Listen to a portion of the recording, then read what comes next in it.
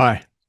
So today, as part of my series outlining the various steps of the ERP accelerator, I'm going to talk to you about executive custody, why it's important, why it's in fact non-negotiable. So you've seen this diagram previously, and I'm just going to talk to it a little bit. So you may have seen the body of this diagram before. Basically, what I'm saying is that the ERP is cross-cutting and transverse, and the owner of that integrated holistic view of the business is the CEO. Therefore, the CEO is the only person who can be the custodian of the ERP. And if you give that to any of the others, the whole implementation is skewed, and you have you have problems.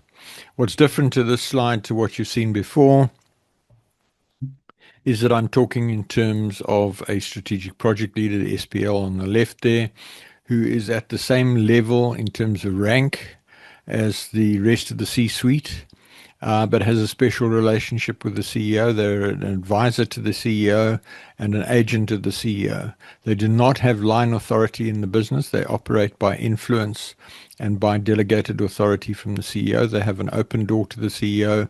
They consult the CEO in terms of all major ERP-related decisions, and they communicate those decisions through to the rest of the project team.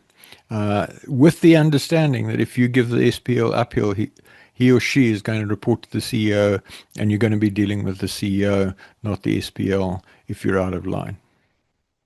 So the cost of ERP substandard performance, wasted executive and management time, executive frustration, suboptimal strategic executive business decisions, reduced admin staff efficiency, increased ERP operational costs, excessive ERP consultant charges. It's possible to damage the business to the point of bankruptcy. I was once called into a client too late to save them. They went bankrupt. Another case I was called in, they'd lost 40% of their revenue with the expectation of losing another 20% if things didn't change very, very quickly. So you cannot justify not having the CEO in charge because this is the CEO's hunting ground. So suboptimal ERP implementation drags the organization down in numerous different ways, and therefore it has to be the responsibility of the CEO. Key points with regard to CEO custody: the CEO owns the strategic holistic view of the organization. CEO custody, therefore, not negotiable. Only the CEO can kick butt across the enterprise. Executive intelligence out requires executive intelligence in, and the CEO guides. This is about the CEO working clever, not hard. That's what the SPL is there for. Magnitude of investment warrants the time investment. The scale of the downside risk warrants the time investment, and the potential upside opportunity warrants the time investment. The average ERP is implemented at a level of mediocrity on a scale of 2 or 3 on my scale of what's possible. And the ERP accelerator is designed to unlock the full potential, and that's basically what I'm teaching you about. So the strategic project leader as agent and advisor to the CEO is absolutely essential. So just to recap here, CEO needs an expert advisor and agent, works as a peer with the C-suite, strategic business advisor with good knowledge of the business and application of the ERP. It's not a technical role, and this is not a role for the CIO. Folks, this is a business project, not a technology project. Executive custody facilitator, the strategic project leader, executive level, hold the own with the CEO and C-suite, strong strategic background, strategic thinker and facilitator, considerable experience operating at the executive level in business, decisive action-oriented, quickly recognizes required actions to move the ERP forward, good understanding of ERP and how to unlock the full potential of the ERP. Their title could be business systems executive, ERP executive. I'm not too fussy about that. But I stress this is not a technical role, and it's not a part-time role for the CIO or the CTO or the CFO or whatever. It's a distinct role with a distinct expertise and a distinct mandate. There must be strong, authoritative, highly knowledgeable and highly experienced project leadership.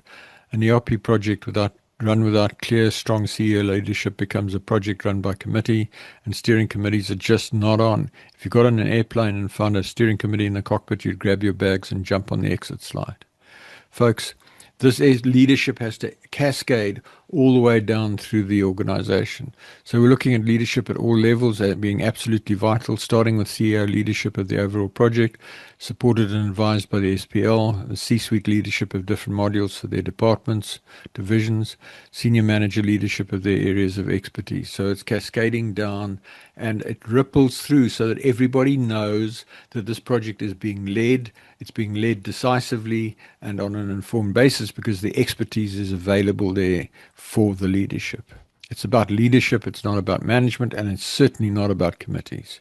So the focus areas of executive, creating and delivering value to customers, differentiating from competition, motivating and leading personnel, meeting and exceeding owner expectations, building exceptional partnerships with suppliers, integrating and optimizing the business, including the ERP. These are strategic issues, and that's where execs should be engaging. The day-to-day operational efficiency and effectiveness is not the focus of the C-suite. And if the exco is spending excessive time on day-to-day and no time for ERP, you need to coach them with regard to delegation skills to free up time for the project and strategic management.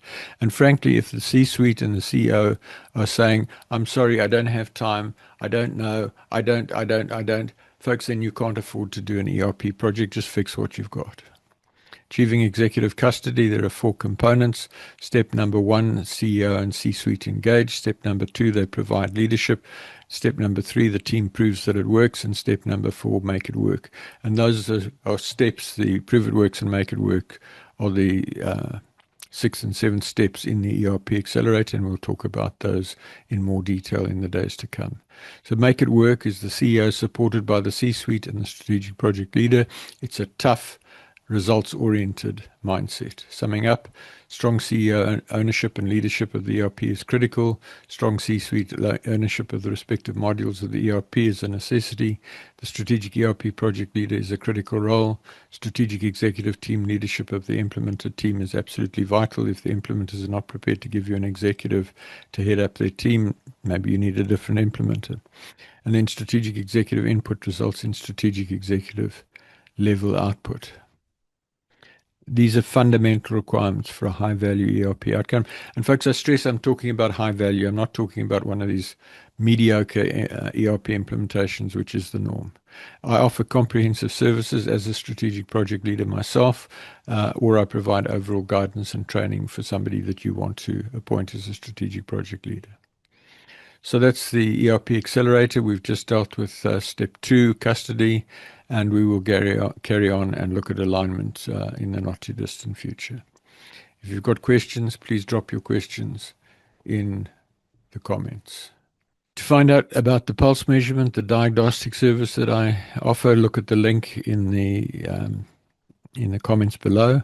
And if you would like to find out about my free executive briefing, why your ERP is not delivering and how to fix it, also a note in the comments below, and also to learn about my ERP Accelerator, also a link in the comments below. One way or another, I look forward to working with you. Thanks so much. Bye.